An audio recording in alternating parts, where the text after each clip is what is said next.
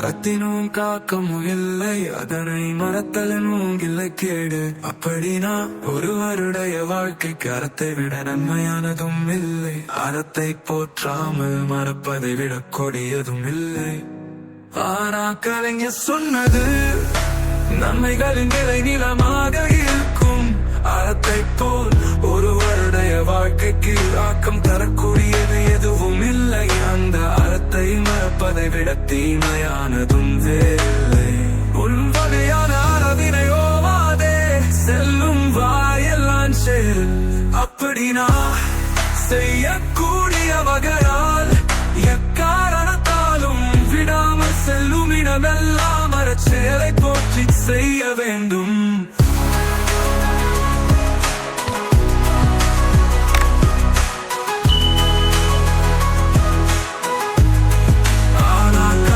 சொன்னது செய்யக்கூடிய செயல்கள் எவையாயினும் அவை எல்லா இடங்களிலும் தொய்வில்லாத அறவழியிலேயே செய்யப்பட வேண்டும்.